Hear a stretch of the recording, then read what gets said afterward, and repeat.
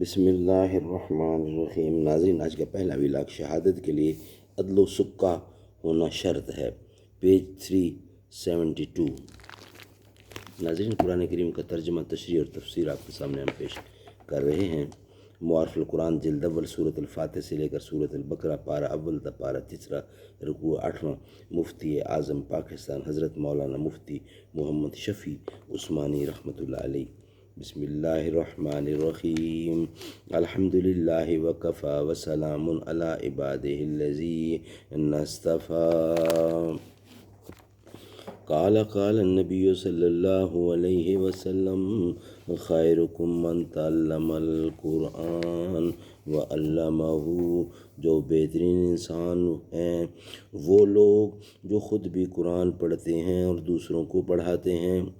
تعریف اس خدا کی جس نے جہاں بنایا، کیسی زمیں بنائی، کیا آسماں بنایا۔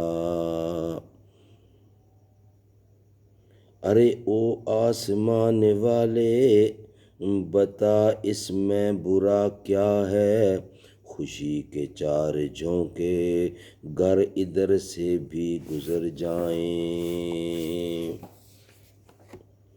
شہادت کے لیے عدل و سکہ ہونا شرط ہے۔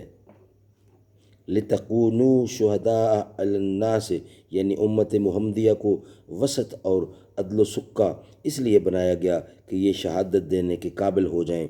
اس سے معلوم ہوا کہ جو شخص عدل نہیں وہ قابل شہادت نہیں۔ عدل کا ترجمہ سکہ یعنی قابل اعتماد کیا جاتا ہے۔ اس کی پوری شرائط کتب فقہ میں مذکور ہیں۔ اجماع کا حجت ہونا، یہ نیا ہیڈنگ ہے اس کا، اجماع کا حجت ہونا۔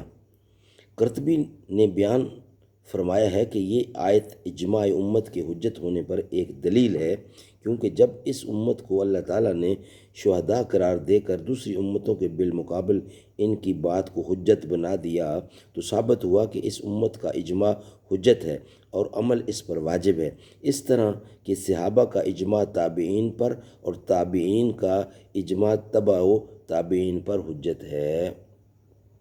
ناظرین، انشاءاللہ نیکسٹ ویلاگ میں اس کے اوپر ڈیٹیل ہم ڈالیں گے۔ آج کا ویلاگ پہلا کمپلیٹ ہوا، انشاءاللہ ویلاگ نمبر 2 کے ساتھ آپ سے ملاقات ہوگی انشاءاللہ العظیم۔ جو محمد کے گھرانے کا حیا کرتا ہے، سچ تو یہ ہے کہ وہ اپنا ہی بھلا کرتا ہے۔